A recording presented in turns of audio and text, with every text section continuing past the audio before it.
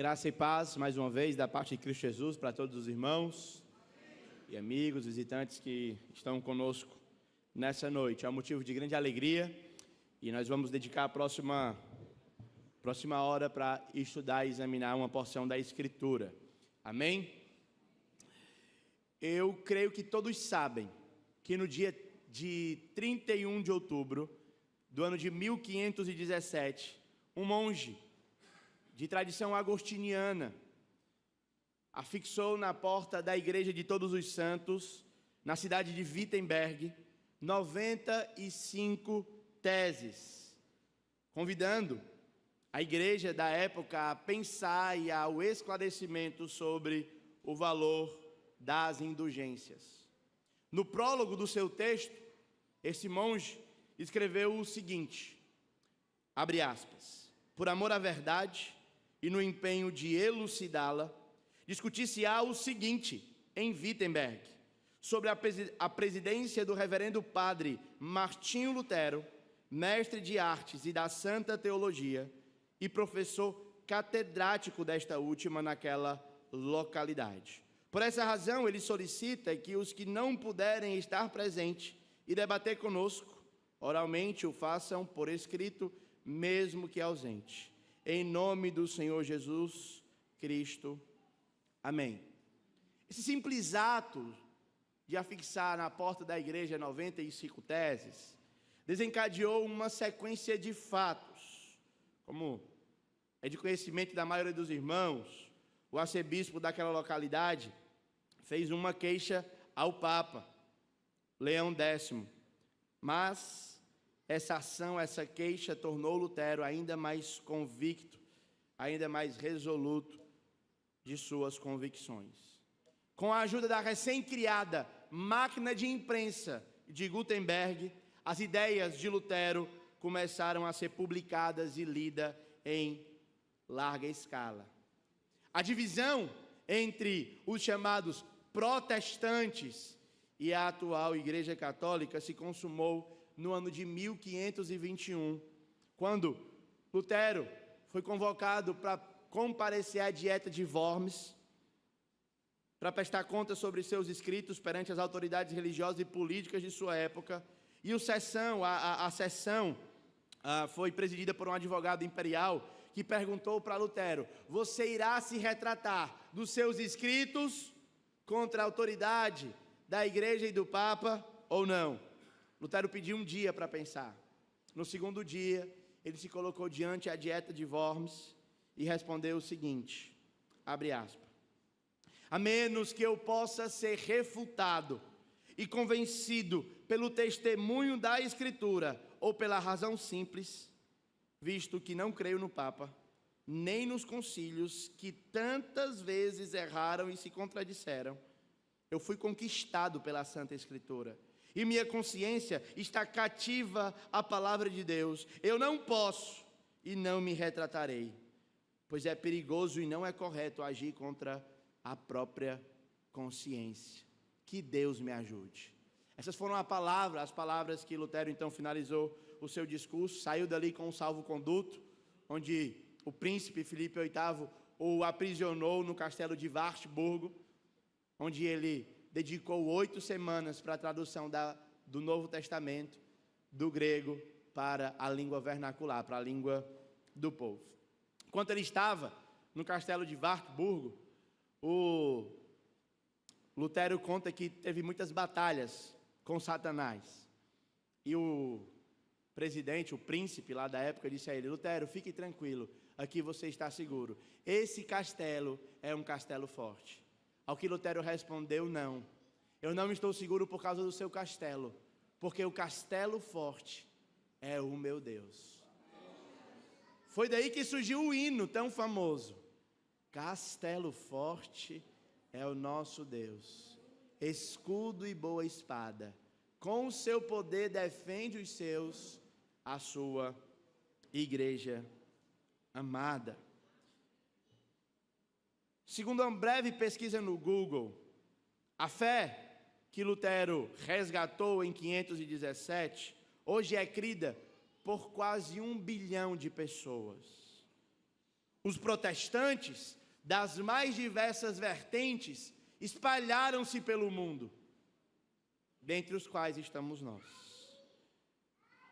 Homens e mulheres que são influenciados diretamente por a vida desse ex-padre, que estava disposto a ir até as últimas consequências por causa daquilo que ele cria. Uma coisa que é importante ressaltar é que a reforma protestante não foi uma redescoberta da Bíblia, porque a igreja da época amava a Bíblia. O que na verdade Lutero fez foi redescobrir o Evangelho. E com o Evangelho, ele combateu as autoridades religiosas instituídas de sua época por irem contra a Escritura. Isso nos leva diretamente para o texto que eu quero expor com vocês nessa noite, onde um reformador, dessa vez não um reformador como Lutero, que é cheio de imperfeições, mas o maior reformador, um homem perfeito, um homem sem pecado, o próprio Deus que veio até nós, e para desafiar não a Igreja Católica, mas os judeus de sua época. E ele não veio para reformar o status quo religioso de sua época, mas ele veio para inaugurar uma nova era.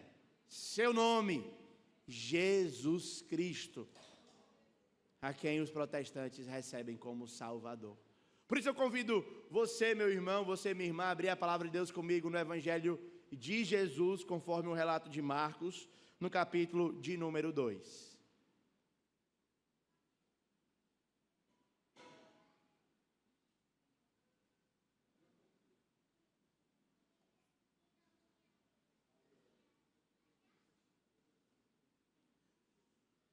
Evangelho de Jesus, conforme escreveu Marcos, capítulo de número 2, versículo de número 1. Assim está escrito na palavra de Deus. Dias depois, entrou Jesus de novo em Quefarnaum, e logo correu que ele estava em casa.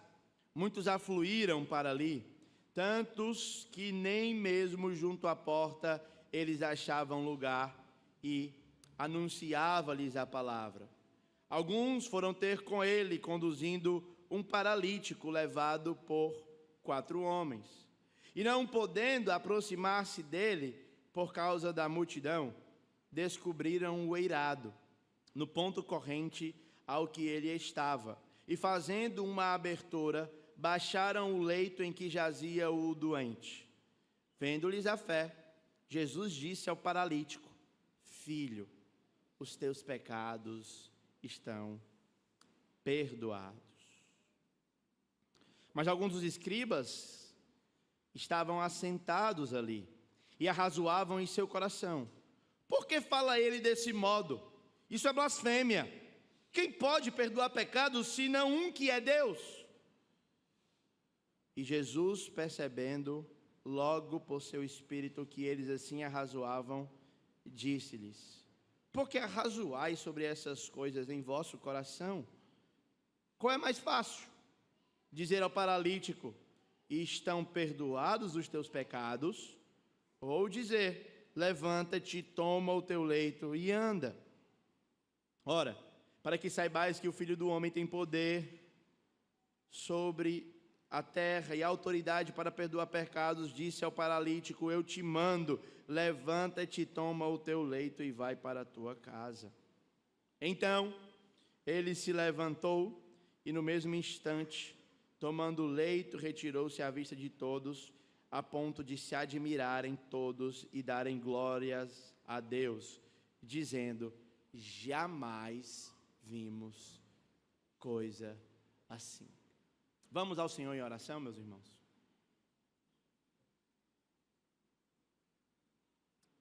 Senhor, tua palavra está aberta, foi lida, será explicada aos nossos corações. Nós queremos te pedir que o Senhor nos dê a capacidade de ouvir o que tu queres falar, que a disposição do coração minha e dos meus irmãos seja semelhante à de Samuel. Fala, Senhor, que o teu servo ouve. Fala, Senhor, que a tua serva escuta. Que o Senhor nos ajude a aprendermos a porção da tua palavra, no nome de Cristo. Amém. Os irmãos conhecem o Evangelho de Marcos. Ele foi escrito para uma comunidade de romanos, cujo alvo era apresentar Jesus como servo de Deus poderoso. Ele apresenta uma das principais características de Jesus ao longo de todo o Evangelho, que é a característica de operar milagres. É no Evangelho de Marcos que Jesus cura enfermos. É no Evangelho de Marcos que Jesus expulsa demônios. No Evangelho de Marcos nós vemos ele manifestando o seu poder e autoridade sobre os fenômenos da natureza. E no Evangelho de Marcos nós vemos Jesus se apresentando como o Senhor sobre a morte e o inferno. Por isso, o texto que nós temos diante de nós vai nos ensinar que esse Jesus, que é o servo poderoso, ele é aquele que é Deus, e por ser Deus, ele inaugura uma nova era. Essa é a grande ideia do capítulo 2 por completo. Jesus inaugura uma nova era porque ele é Deus. Porque Jesus é Deus, ele inaugura uma nova era. Vocês lembram, meus irmãos, que o Evangelho começa com o anúncio de que Jesus, ele é o Filho de Deus. Princípio do Evangelho, princípio das boas novas, de que Jesus é o Filho de Deus. Você lembra que para os romanos, a ideia de Filho de Deus era aquele que perpetuaria o governo de César. Portanto, toda a vida que um dos Césares estava assentado no trono e concebia um menino, havia paz e descanso em todo o império, porque sabia que após a morte o trono não ficaria vago e não abriria margem para a disputa de poder. Por isso que a gravidez de um dos Césares e a gestação de um menino era sempre recebida com alegria pelos romanos. Marcos, no entanto, começa o seu evangelho dizendo para nós que não. A alegria que esse menino vai trazer para a gente não é a perenidade de Roma, mas é o estabelecimento de um reino muito maior do que o reino de Roma. É o reino dos céus, é o reino de Deus. Esse servo foi anunciado no Antigo Testamento, foi o que nós vimos pelo meio do ministério de João Batista. Esse servo foi autenticado pelo Pai, foi isso que nós vimos no seu momento do batismo. Esse servo foi testado e aprovado, foi isso que nós vimos quando ele passou pelo deserto. E esse servo revelou a sua autoridade, quando nós vimos no capítulo 1 por completo, a sua autoridade sobre as enfermidades. Ele chamou, ele proclamou e ele operou milagres e curas. No texto que nós temos diante de nós nessa noite, Marcos apresenta a inauguração de uma nova era desse Jesus que é Deus por meio de 5 conflitos. O primeiro deles está no texto que lemos, Marcos capítulo 2, verso 1 ao 12. O conflito é o seguinte: ele é capaz de perdoar pecados? O cenário do capítulo 2 é uma casa lotada, uma multidão inteira se reunia naquele lugar, porque a fama de Jesus já corria toda a região de Cafarnaum. E porque corria, muitos foram para aquele lugar para ouvir o seu ensino e para ver a sua manifestação de poder. Quando nós estamos nesse ambiente, o verso 4 nos introduz esse paralítico, que vem junto com seus amigos. E os seus amigos, então, sobem no eirado, que seria uma espécie de teto. Eles afastam, porque era composto de palhas, e descem o paralítico exatamente onde Jesus estava. E aqui nós temos a primeira quebra de expectativa que o texto traz para a gente. Pense comigo, você está diante do maior milagreiro de Cafarnaum daquela época. E diante desse milagreiro de Cafarnaum, chega um paralítico. O que se espera que esse milagreiro faça com o paralítico? Qual a primeira expectativa que todo mundo naquela casa tem? Que ele cure a enfermidade física do paralítico.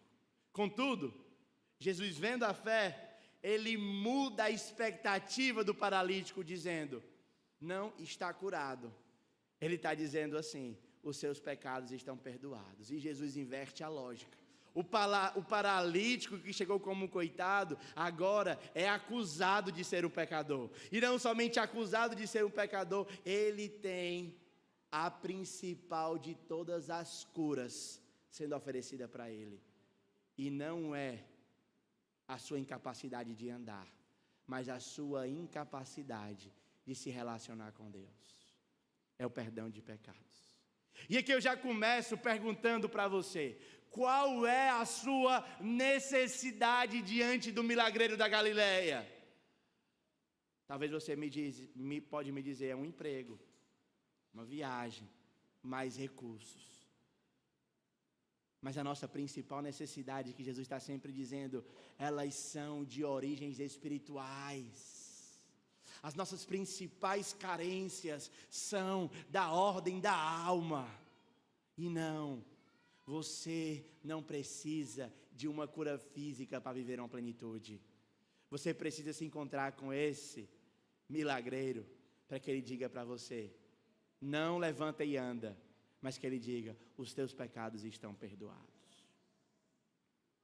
Só que isso vai gerar uma tensão entre os discípulos, ou entre os fariseus daquela época, entre o status quo religioso daquela época.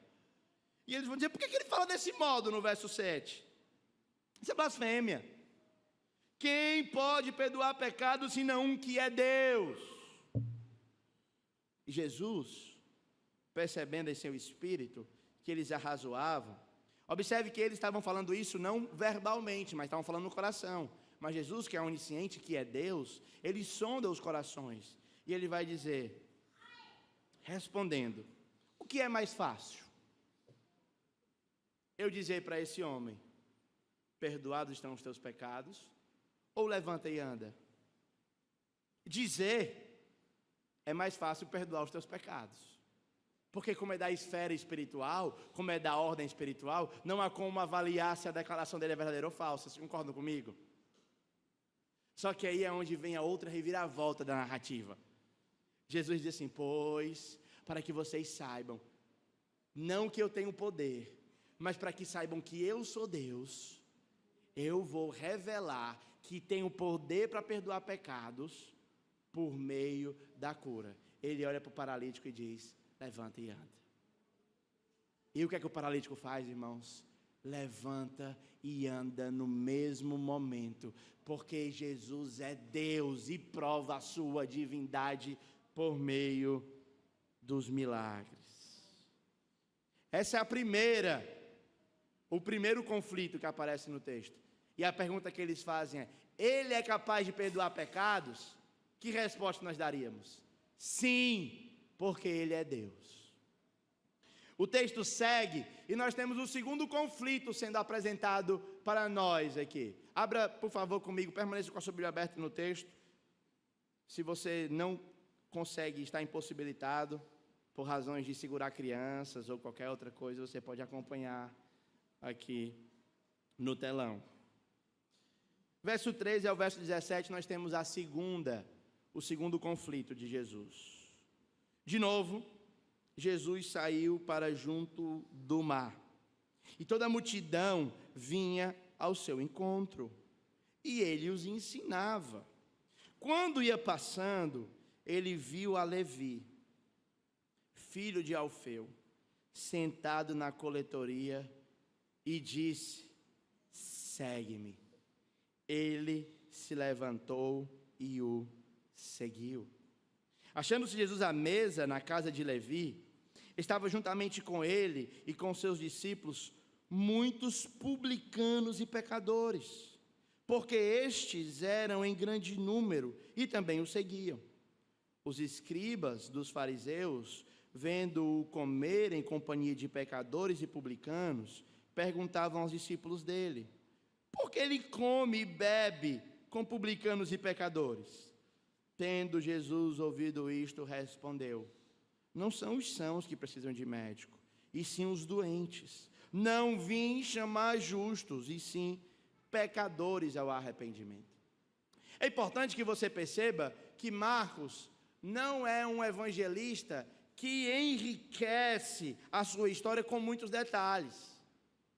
Mas, se você reconstituir o contexto histórico, você consegue ter um pouquinho da dimensão do impacto que é o verso 13 e verso 14. Aqui nós temos Mateus, ou Levi, que, nota de rodapé, um dos nomes mais bonitos da Bíblia. Mateus.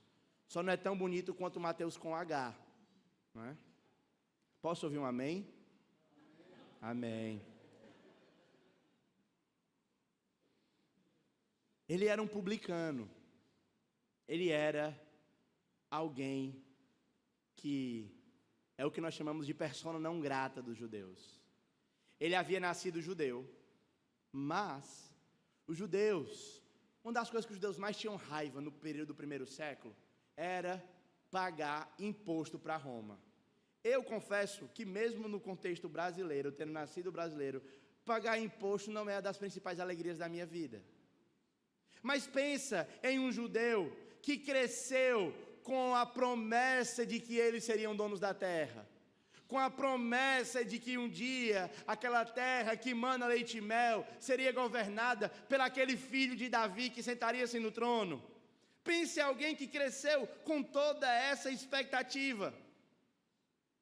Mas aqui nesse contexto eles estão sendo escravizados pelos romanos. E aí você imagina que alguém criado nesse contexto começa a atrair o seu povo para extorquir o seu próprio povo em benefício dos seus algozes. Mateus era um cobrador de imposto. Ele era um judeu, explorando seus irmãos judeus em favor dos romanos. Ele era persona não grata. Ele era odiado. Eu sei que, dada a ausência de detalhes aqui, fica difícil, e até quando você vê os filmes que retratam, eu já assisti vários filmes, enquanto eu me preparava para ir servir os irmãos aqui, eu tentei ver algumas cenas que retratam o chamado de Mateus. Todas elas, irmãos, não conseguem captar o impacto que é Jesus olhando para um publicano e chamando ele para seguir. Quem passou mais perto, em minha opinião, foi o The Chosen, em um dos episódios na primeira temporada, mas ainda assim está longe de ter o impacto que teria.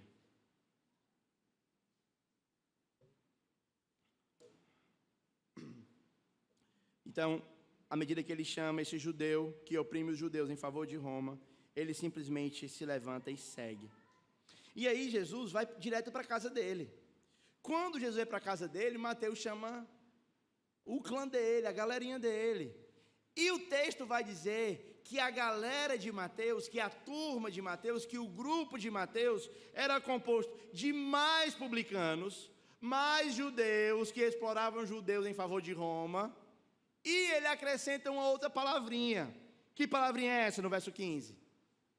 Publicanos e o quê? Joga aí para mim no verso 15. Publicanos e o quê? Quem está com a Bíblia pode olhar. E pecadores. A ideia de pecadores aqui não é simplesmente pessoas que pecam, porque todo mundo é pecador. Mas a forma como Marcos usa aqui é para falar daqueles que são escória da sociedade. Pessoas estranhas. Pessoas, e aqui começa uma das figuras de linguagem que Marcos vai usar, que Marcos vai ser extremamente irônico aqui. Vocês vão já ver a ironia e o sarcasmo que Marcos usa quando ele vai escrever esse final aqui. Mas quando ele diz pecadores, ele está querendo dizer pessoas que estão à margem da sociedade, certo? Aquele tipo de pessoa que, se você estivesse conversando, se você estivesse passando na rua e me visse conversando com ela, você ia ficar: rapaz, o que o Mateus está fazendo com aquela pessoa ali? Rapaz, estranho o Mateus conversando com aquela pessoa. Isso não é o tipo de pessoa para ele conversar. Mas Jesus estava com eles, e um grande número deles. E aí de novo os fariseus, o O que eles fazem? Eles perguntam, porque ele tem comunhão com esse tipo de gente. O que ele come e bebe? Mesmo eu acredito que num contexto como o nosso, comer e beber evoca um certo nível de intimidade. Vocês concordam comigo? Mas quando a gente retorna para o primeiro século, não se comia e bebia com qualquer um. Quando se come e se bebe com alguém, você está estendendo a destra da comunhão. E o que Jesus está fazendo é estendendo a destra da comunhão para publicanos e para pecadores. E como resposta a essa pergunta, que é o segundo conflito do nosso texto, por que ele come e bebe com pecadores? Nós temos um sarcasmo aqui. Jesus respondeu: os sãos não precisam de médicos, e sim os doentes. Não vim chamar justos, e sim pecadores. Aqui, então, ele usa essas três figuras de linguagem. A primeira é a metáfora. Ele fala os sãos e doentes, são para representar justos e pecadores. E ele se compara a si mesmo como um médico. Só que se você for perguntar do ponto de vista de Deus, quem é justo perante o Senhor?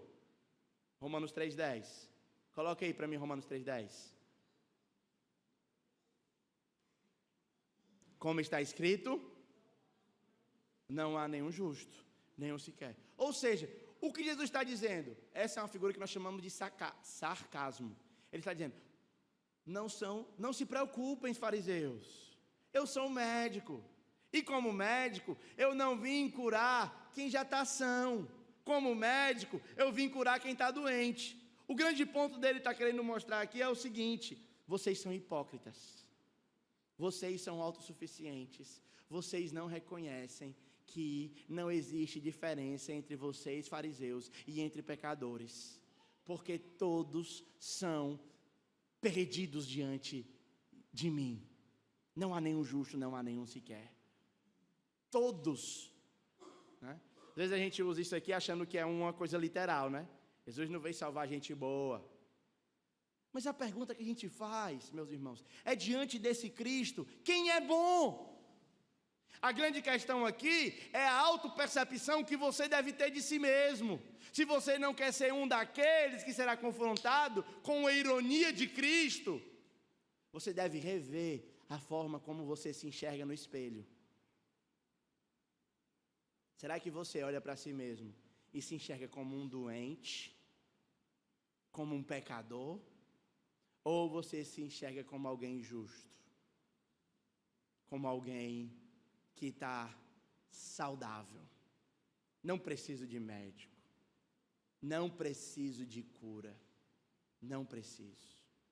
Jesus está dizendo, se você não precisa, não venha até mim. Por quê? Se eu sou um médico, e o papel principal do médico é curar, e você já está curado, vá ser feliz. Né? Viva a filosofia do não é errado se te faz bem. Siga o seu coração. Busque a felicidade. Não anule a si mesmo. Né? Coloque-se em primeiro lugar. Ame-se mais. Um breve comentário sobre isso. Um dia eu fui conversar com uma pessoa, não era daqui, e ela me disse, pastor, sabe qual é o meu problema? O meu problema é que eu amo os outros demais. Eu preciso me priorizar mais. Eu não me amo, não tenho um amor próprio. Aí eu disse, então o seu problema é que você está sendo fiel ao mandamento. Você é a primeira pessoa que eu conheço que obedeceu o mandamento e se deu mal. O resto, talvez, quando a pessoa diz se amar demais, ou se priorizar, ou amar o outro demais, ela está dizendo fazer ações do outro, esperando alguma coisa em troca. Esse não é amor cristão. Romanos capítulo 5, verso 8, vai dizer que Deus prova o amor dele por nós, quando Cristo morreu por nós, quando nós ainda éramos pecadores. 1 de Pedro vai falar que o amor cobre uma multidão de pecados. Se você ama e você não tem reciprocidade, não existe problema para um cristão. Porque no final das contas, nós não somos recíprocos com o amor que Deus dá para a gente. E é o mesmo amor que Deus nos dá, que Ele manda que a gente ofereça para o nosso irmão. Então, se você está frustrado porque ama, e está ferido porque ama, talvez o amor não seja ao outro, mas seja ao outro em busca de si mesmo. Sabe qual a ilustração perfeita para esse momento aqui agora? A ilustração do Dia dos Namorados. Quem conhece a ilustração do Dia dos Namorados aqui? Vixe, pouca gente conhece, eu vou contar de novo. Teve um Dia dos Namorados que eu saí e fui comprar um presente para Casey. Vocês conhecem essa? Tem visitante aqui, eu vou aproveitar. Visitantes, aquela linda mulher ali da frente é a minha esposa. E eu um dia comprei um presente para ela. Uma cesta da Cacau Show. A mais cara que eu pude naquele ano. Estava bem, as coisas estavam boas. Cheguei em casa, irmãos, achando assim, eu vou arrasar. Vou dar o chocolate para ela e vai ser só sucesso. E aí eu cheguei em casa, tinha dado aula no seminário, cheguei em casa. Ela saiu do banheiro com a toalha enrolada aqui na cabeça. Eu disse, feliz Dia dos Namorados. Ela pegou a cesta, obrigado. Aí saiu. Aí eu disse, está vendo? É por isso que eu não lhe presenteio. Você não se empolga? Eu agradeci, que queria que eu fizesse o quê? Batesse palma, né? Me ajoelhasse. Aí eu fiquei, não, mas por que não sei o quê, por que não sei o quê? E aí eu comecei a ver a insatisfação no meu coração, porque eu estava amando ela. Não, presentear não é uma forma de demonstrar amor? Só que aí ela me perguntou assim, deixa eu te perguntar uma coisa, tu deu esse chocolate para quem? Para tu ou para mim? Aí eu, interessante, eu não tinha me atentado a essa pergunta. E no final das contas, irmãos, eu a presenteei com o intuito de me beneficiar posteriormente. Eu comprei o chocolate para ela, mas no final das contas, o maior beneficiado com o chocolate seria eu mesmo. Eu não amei ela, eu me amei. Eu poderia então marcar um aconselhamento, dizer, pastor Raimundinho, o meu problema é que eu amo demais os outros. Eu preciso me priorizar. Vocês percebem? Isso é uma autoconsciência que se engana. Não, meus irmãos, vocês não são bons. Não, meus irmãos, vocês não estão sadios. E quando eu falo não é saúde física, nós temos um câncer arraigado na nossa alma, é o pecado. E sem Cristo, sem o médico dos médicos, essa doença não poderá ser removida. Ele come e bebe com pecadores. Mas para isso, os pecadores precisam reconhecer que são pecadores. Isso nos leva ao nosso terceiro conflito, que está do verso 18 ao verso 22. Ora, os discípulos de Jesus, de João, e os fariseus estavam jejuando. Vieram alguns e lhe perguntaram, por que motivo jejuam os discípulos de João e os dos fariseus, mas os teus discípulos não jejuam? Jesus respondeu, podem porventura jejuar os convidados para um casamento enquanto o noivo está com eles? Durante o tempo em que estiver presente o noivo não podem jejuar. Dias virão, contudo, em que lhes será tirado o noivo, e nesse tempo jejuarão.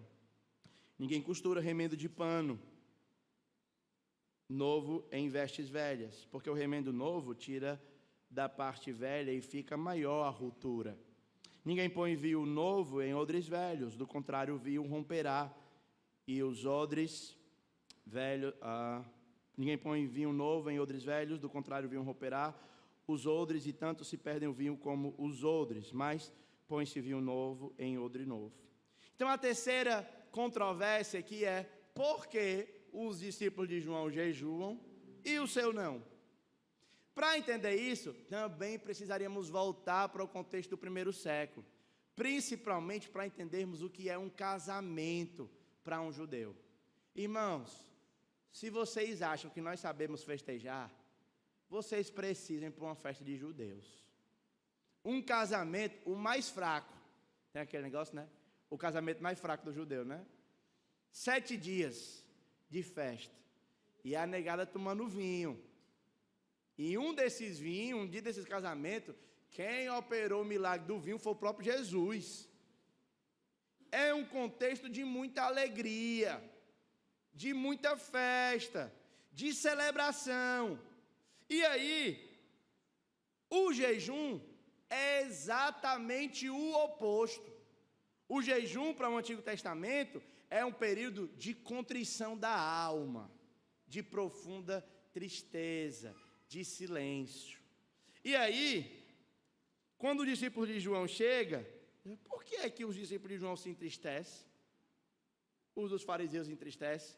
E ele está comendo e bebendo com os pecadores, que foi o que ele falou anteriormente. E aí Jesus vai explicar por que nós estamos festejando. E aí que ele vai se colocar como noivo. Essa imagem do noivo é também a imagem de Deus no Antigo Testamento, é que ele está mostrando a divindade. Mas a principal coisa é, como noivo, depois que ele sair, que isso é um pré-anúncio da sua morte, ele, então, iria inaugurar uma nova era. Essa é a conexão que existe entre os versos 20, entre os versos 18 e 20, e 21 e 22. Muitas vezes eu lia, verso 18 ao 20, porque depois do jejum ele fala negócio de odre novo, odre velho, roupa nova, roupa velha. Qual é a conexão? A conexão é exatamente a ideia de uma nova era. E aqui é uma coisa muito importante. O que Jesus está convidando as pessoas a fazerem é: percebam que existe mudança de épocas. Quem viveu na época de Moisés, viveu na época de Abraão, viveu um relacionamento com Deus. Quem viveu na época de Moisés, viveu um tipo de relacionamento com Deus. Mas agora Jesus inaugura um novo tipo de relacionamento com Deus. Portanto, seja consciente, para que o seu relacionamento com Deus hoje seja condizente com os padrões que Deus estabeleceu. Do contrário, você vai querer botar roupa nova, isto é, você, em um frame. Como é que essa palavra aqui? Uma moldura velha. O frame, perdi aqui a roupa, vou usar da roupa mesmo, né? O tecido velho com um pedaço de remendo novo, ou o vinho novo numa coisa velha.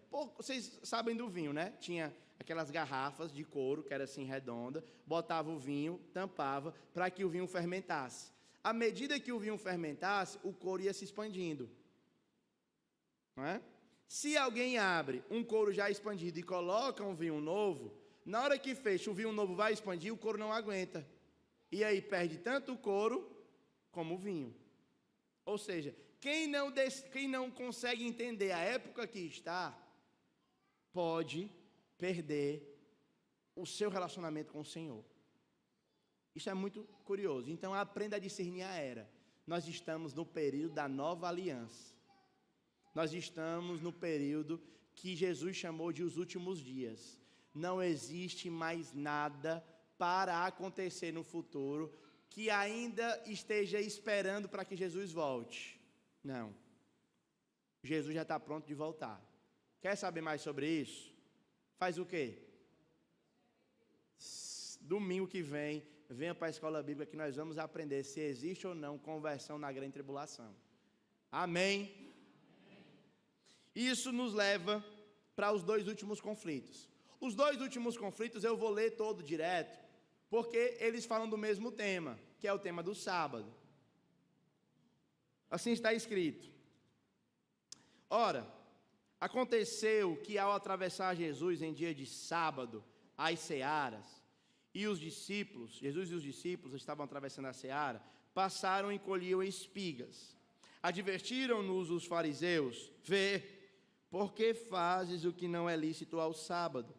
Mas ele lhe respondeu: vocês nunca leram o que fez Davi, quando se viu em necessidade, quando ele teve fome, ele e os seus companheiros, como entrou na casa de Deus no tempo do sumo sacerdote Abiatar, e comeu os pães da proposição, os quais não é lícito comer, senão aos sacerdotes, e deu também aos que estavam com ele, E acrescentou: o sábado foi estabelecido por causa do homem, e não o homem por causa do sábado. De sorte que o Filho do Homem é Senhor também do sábado. Então, nessa terceira controvérsia de Jesus, nós temos aqui o assunto do sábado sendo trazido para a questão. Jesus está caminhando, ele vai colher espiga, e aí os fariseus de novo. É a quarta vez. Certo? A primeira é: por que ele diz que perdoa pecados? Por que é que ele come com os pecadores? Por que é que ele não jejua? Por que é que ele come nos sábados? E aí Jesus então vai responder: vocês nunca leram? Irmãos, essa pergunta é de uma ironia genial. Porque o que é que o fariseu é especialista? Na lei. O que é que um fariseu faz na maior parte do tempo? Lê a Bíblia. E aí, Jesus pega não uma passagem isolada do Antigo Testamento. Por exemplo, Jesus não conta a história do livro de Obadias, né? Que se contasse talvez, né? Qual foi a última vez que você estudou Obadias? Faz tempo, né? Então é difícil. Mas ele pega um evento central, ele pega Davi, um personagem conhecido. Quando ele pergunta: vocês nunca leram? Qual é a resposta óbvia? É claro que lemos. Só que aí Jesus continua. E ele diz: vocês nunca leram o que Davi fez? Davi fez uma coisa proibida. Ele entrou, ele comeu os pães da proposição, que só quem podia comer era o sacerdote, e não aconteceu nada com ele. Vocês lembram de Uzá no Antigo Testamento? Uzá tocou na arca. O que aconteceu com Uzá? Morreu. Por que Davi entra, come do pão da preposição e sai de boa? Jesus está levando eles a essa reflexão. Vai comigo para o Salmo 110.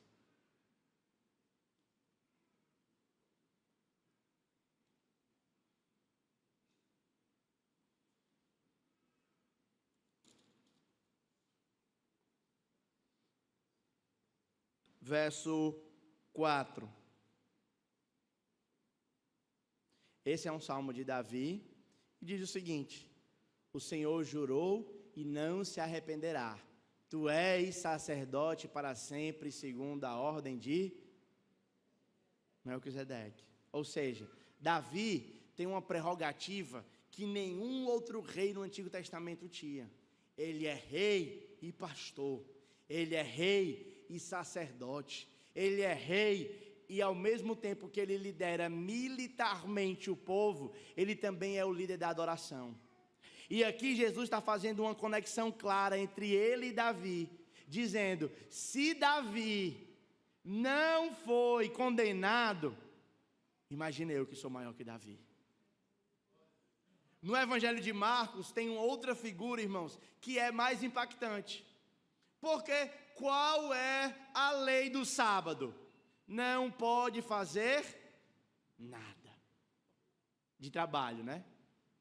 O que é que o povo fazia no sábado? Me ajudem, deixa eu construir com vocês esse pensamento.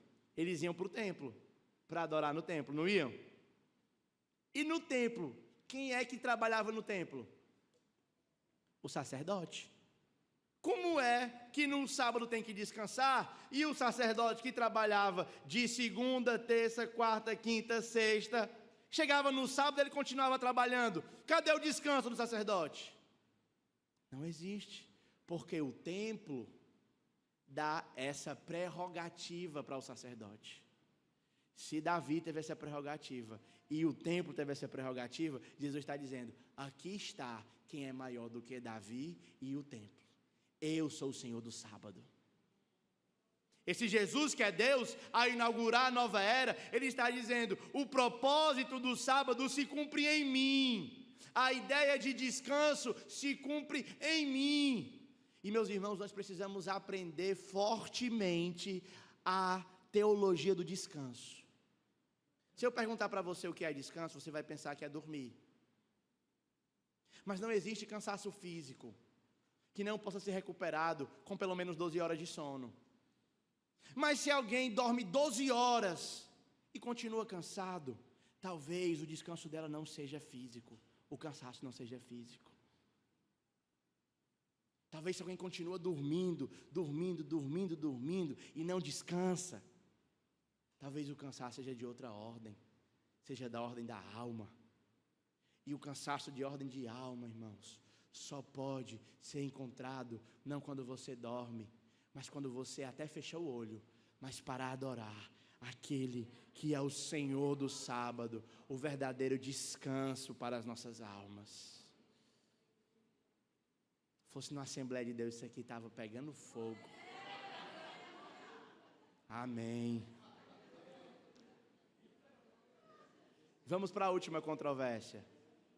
E aqui eu caminho para o final. De novo, entrou Jesus na sinagoga. E estava ali um homem que tinha a mão ressequida. E estavam observando a Jesus para ver se curaria em dia de sábado, a fim de o acusarem. E disse Jesus ao homem da mão ressequida: vem para o meio.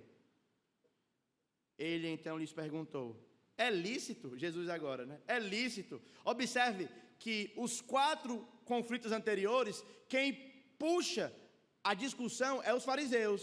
Só que agora Jesus, como é o último dessa porção aqui, ele vai dizer: agora sou eu. Vem cá, chapa, vem aqui para o meio. Você mesmo aí da mão mazelada, pode vir para cá. Ele não disse mazelada não, irmãos. Aí ele, tá vendo aí vocês? E aí, como é? É lícito ou não curar? Pode ou não pode? Pode salvar a vida? Pode tirar? O que pode fazer? E eles ficaram A ideia aqui da palavra é que eles ficaram sem respostas. Eles ficaram pensando. E era como se Jesus tivesse feito assim, checkmate. E agora? Se disser que pode, quebra o sábado. Se disser que não pode, o apelo popular vira contra eles. E agora? O que é que eu vou fazer? E Jesus, olhando ao seu redor, e aí com base em tudo que aconteceu agora, ele se indignou. E ele foi comovido de tristeza, condoído em seu coração, com a dureza do povo. Ele disse ao homem: estende a mão. Ele estendeu e a mão foi restaurada. E aí, irmãos, é quando finaliza essa sessão.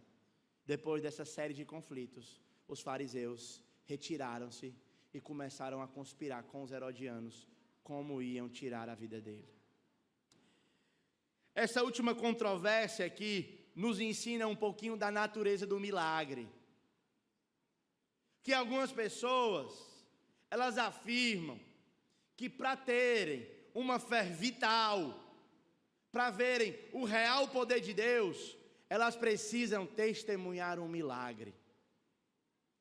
Eu queria ver cadeirante andar, queria ver cego enxergar, eu queria ver mudo falar, eu queria ver um bocado de coisa.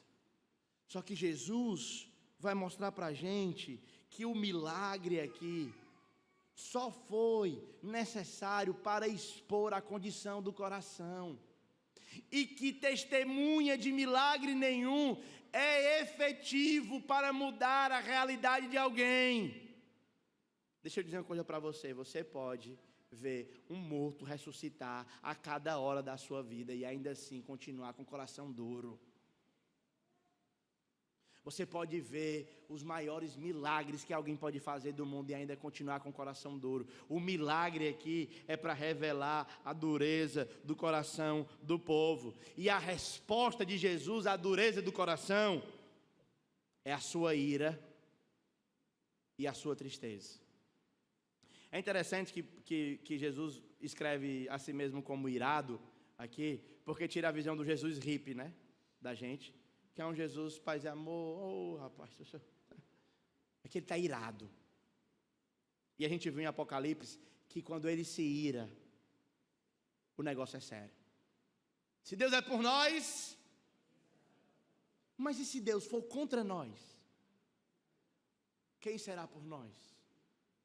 Aqui, o que o texto está colocando é que a dureza do coração dos fariseus colocou Jesus contra eles. Jesus se irou e eles, em sua loucura, quiseram traçar um plano para matar a Cristo. Isso nos leva ao final do nosso sermão. onde nós precisamos pensar: quem é esse homem que nós temos lido nessa noite? O Evangelho, tanto de Mateus, como de Marcos, Lucas, assim como o de João, foi escrito para nos ajudar a responder uma pergunta muito séria: quem é Jesus? Nesse texto, nós aprendemos que Ele é Deus. Quem é Jesus? Nós aprendemos que o seu reino é um reino onde não existe pecado que lhe leve longe o bastante dele, com a única condição de que você, a partir do seu encontro com Ele, se dispõe a uma transformação. Não existe a continuidade de Moisés sobre nós. Nós somos o povo da nova aliança. Nós somos o povo da aliança de sangue. Nós somos da aliança que a lei agora é escrita no nosso coração, que o Espírito agora habita dentro de nós, irmãos e irmãs. Se você é um crente, você foi batizado com o Espírito Santo. E se você é batizado com o Espírito Santo por causa do seu arrependimento e fé, você já tem essa segurança e essa certeza de que ninguém lhe arrebatará da mão do Supremo Pastor. Nós aprendemos que essa nova era que Jesus inaugura é uma era em que tem descanso para a alma. O convite da graça é: vinde vós que estão cansados e sobrecarregados, e eu aliviarei. Colocarei sobre vós o jugo, mas um jugo suave e um jugo leve. Mas ele termina com uma nota de repreensão: que aqueles que ouviram essa mensagem de que Ele é Deus e que inaugurou essa nova era, não redobrarem, reclinarem, converterem o seu coração a Ele, serão objeto da sua ira e da sua tristeza. Que lado você está? Eu gostaria de convidar o irmão Tiago para cantar uma canção. Enquanto ele canta, eu gostaria que você refletisse na mensagem dessa noite. Ao término da canção, eu voltarei para fazer uma breve oração e então o ICHJ News estará com a oportunidade. É um tempo para você refletir no que você ouviu. É um tempo para você refletir como está a sua vida. É um tempo para você refletir se você está precisando de um descanso. Não de dormir ou viajar, mas o descanso de alma. É um tempo para você perceber se, como um publicano e pecador, talvez você não precise de transformação da graça. É um tempo para você perceber que talvez você não se prostrou ainda diante dele. E eu convido então você a se prostrar diante de Cristo. Os irmãos vão cantar Isaías 53, que narra o sofrimento substitutivo de Cristo. Reflita nessa canção. Ele não tinha qualquer beleza ou majestade para nos atrair. Nada havia em sua aparência para o desejarmos, mas rejeitado dentre os homens, ainda assim carregou nossas dores. O seu castigo nos traz paz e a esperança não se esvai. A oferta pela culpa ele ofereceu, para satisfazer o Criador ele morreu, para que a sua luz em nós pudesse brilhar. O se entregou em nosso lugar. És o Cordeiro que pelos nossos pecados foi esmagado, sem dizer uma só palavra. aos cravos, derramou sua vida até a morte, provando a ira amarga, pra nos dar sua doce graça e nos fazer viver.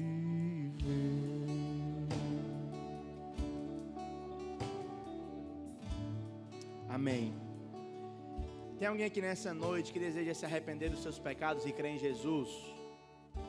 Tem alguém nessa noite que deseja tomar essa decisão, que ainda não tomou, que está aqui conosco, ouviu a mensagem do Evangelho e deseja clamar ao Senhor Jesus por misericórdia? Se tiver, levante uma de suas mãos. Eu vou ficar ali à porta ao final do culto. Você pode me procurar para que a gente possa conversar e orar junto. Se não, gostaria de que você curvasse a sua cabeça e gostaria que fôssemos juntos ao Senhor em oração. Jesus, nós professamos a Tua divindade. Nós cremos, absolutamente cremos, Senhor, que Tu és Deus. Nós cremos, ó Pai, que o Senhor, ao vir como um homem para esse mundo, inaugurou a nova era, a era final, o fim dos tempos. E a nossa crença nisso, ó Pai, está fundamentada na convicção de que o Senhor come com pecadores e os transforma para a santificação. A nossa crença que essa nova era traz descanso para a nossa alma, não por meio de um dia, mas por meio de uma pessoa, que é Tu mesmo, Senhor. Nós agradecemos e pedimos a misericórdia, pedimos para que o Senhor afaste de nós a ira, por meio do quebrantamento do coração.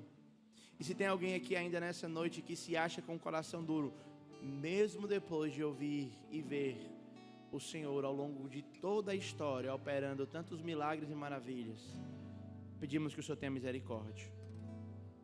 Seja misericordioso conosco, Pai. Em nome de Cristo nós oramos. Amém. Que Deus abençoe, meu irmão. Que Deus abençoe, minha irmã.